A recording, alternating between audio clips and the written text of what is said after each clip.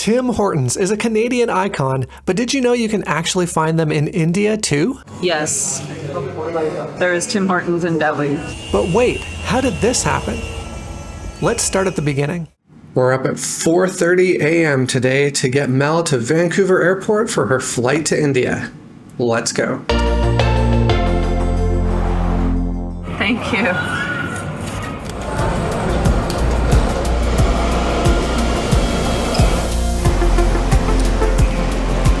All right, I've made it through security and I'm all checked in, of course. Bags are checked. I had a little bit of a nervous cry saying goodbye to Jay. It's going to be 5 weeks. But yeah, I'm in the airport and I'm ready to go. India, here I come.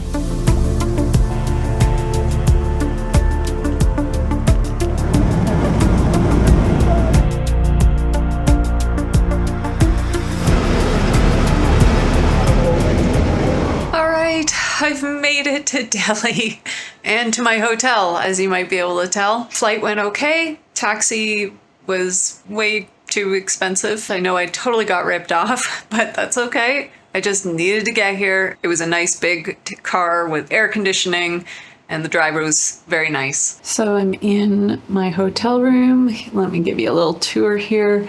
I've got the bathroom, a little bit of artwork there, and a nice big shower, toilet. Some of you might be wondering what that is for. It's kind of like a handheld bidet, also known as the bum gun. And here's my bed. Thank goodness for air conditioning because it is humid. Got some tea and water, and that's my 1-minute tour of my hotel room. Did I mention that I need a shower and I need to brush my teeth and I need some sleep? 14 and a half hours on a plane, not a lot of sleep, like a little bit here and there, but I've got to push myself through the rest of today and go to bed at like a normal bedtime. So it's going on 3:30 in the afternoon here. I figure I've got to at least stay awake until about 6:30. Is that too early to go to bed? I don't know. I feel like I might want a good 12 hours of sleep. I'm a little overwhelmed with everything that's happened and happening. There's a lot of noise outside, that like honking horns and stuff. So I just need, the rest of the day to kind of take it in and, I don't know, watch movies or something. And then tomorrow I'm going on a tour of Delhi, and so we can look forward to that. I just got in from my tour with the Delhi Way. I highly recommend the company. They completely customized the tour to my tastes and interests. We got a little bit of rain, but that's okay. I still had a fabulous time. I want you to check out some of these highlights. It's just such a neat city.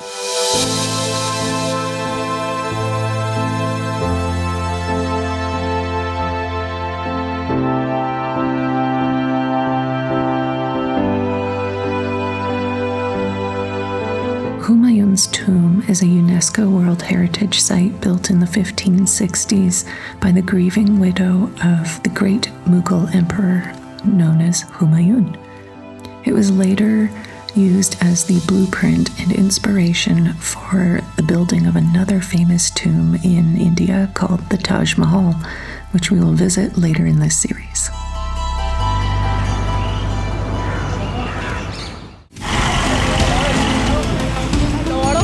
Chinese brands, they are not expensive. This market is famous for its high-end Indian designer wear.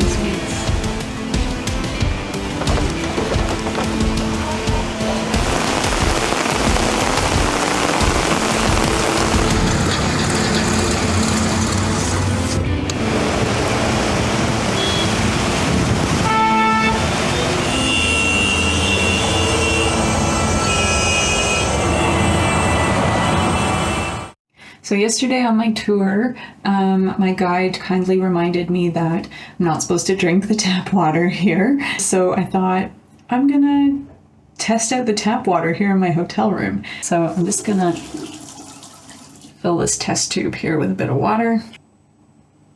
So here, the pH is actually like 8. Water hardness, very hard. Iron, 0. Lead, 0. Ooh, nitrate is at 50. It's well above what it should be. So there you have it. Let's see what else we can get in the next stop in Dharamshala. But first, I am going out for the day, and so I'm going to take you with me. I have made it to the Lotus Temple. You can see the temple there behind me. It's shaped like a lotus flower. It's part of the Baha'i religion. It's a fairly young religion, and it took them 6 years to build this. All right, so I'm done at the Lotus Temple. The grounds are here behind me. I'm walking because I found a place on the map that I think some of you won't believe actually is here unless I show you. And look at this.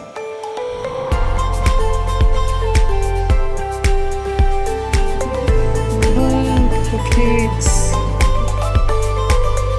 This is Tim Hortons is fancier than the ones at home.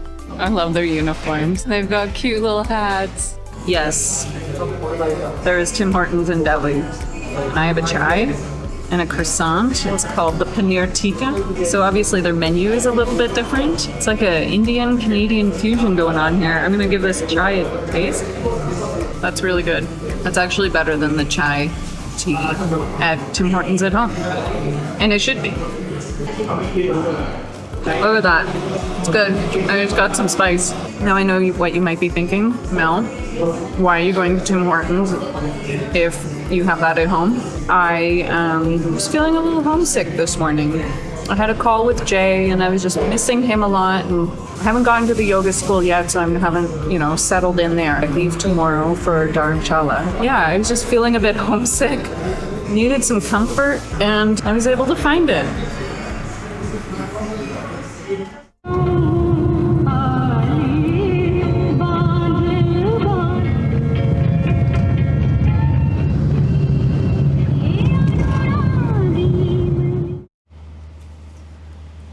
Okay, another day in Delhi is complete.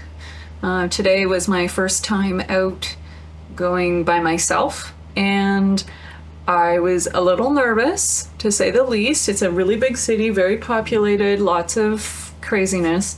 But I am happy to report that I was successful.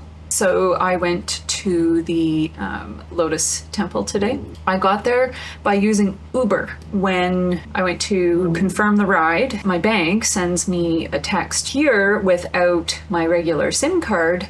They couldn't text me my code. I was able to switch the transaction type to Uber Cash or just regular cash. Didn't quite expect that the driver wouldn't be able to make change. The one thing that I did learn was before you get out of the car, make sure that they complete the trip. If they don't do that, as I learned today, it's not that you're paying more for it, but you can't start a new ride until they've closed that. So that was my experience using Uber for the first time. The driving is pretty crazy. I would never want to drive here myself. They'll take 3 lanes and turn it into 5. I'm not kidding. There's lots of horn honking. So let me talk about safety, whether I felt safe or not. Yes, today overall I felt safe going out by myself. Again, I wasn't quite sure what to expect because you read things online or you hear, kind of the horror stories from people. I felt okay overall. The only times I got a little bit flustered was when I exited the temple. I was immediately approached by tuk-tuk drivers, kind of get slightly surrounded with them. It was also really easy to get help if I needed it. So before leaving the Lotus Temple, I wanted to know if I could walk through the grounds to the metro station where the Tim Hortons is. I went to a guard and he didn't speak any English, but he flagged people down and asked a whole bunch of people, if any of them spoke English to be able to help me. And then yesterday when I was with the tour guide, she made me feel very safe the whole time. She gave me some cues every once in a while, don't don't make eye contact with these people or just keep walking here. And the heat is no joke, guys. Okay. Bring water. I've got my Life Straw bottle. Filled it with water before I left. Probably should have filled it again along my journey. It was 37 degrees out and I was wearing pants because everyone dresses fairly conservatively here. I was wearing jeans and a t-shirt and I had my shawl, which is like wool. So flowy clothing, I guess, and cotton. There is heavy air pollution at certain times of the year. I've got a little bit of a sore throat, so I'm actually hoping that when I get up to the mountains, to maybe some clearer air. And so yesterday I wore a knee-length dress with leggings. I was more or less comfortable. I still felt a little out of place because it was different to what other people were wearing, but you know, I stick out like a sore thumb here anyways, so I think people were just noticing me. I didn't have any issues with people staring at me weirdly or anything, just noticing, oh look, there's a tall person that doesn't look like us. But I saw a lot of other women wearing, you know, jeans and t-shirts and stuff like that in the city. So yeah, that's kind of been my day. And now it's mid-afternoon.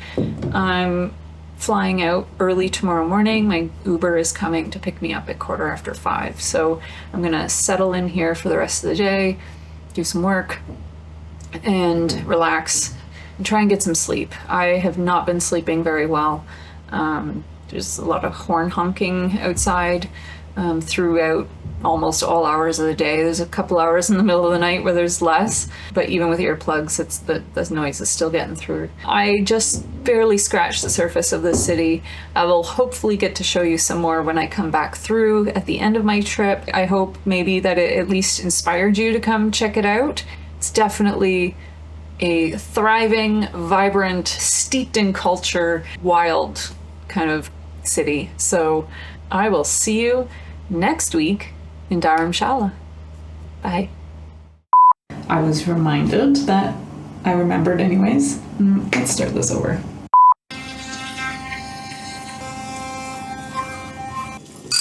And that's how it's done.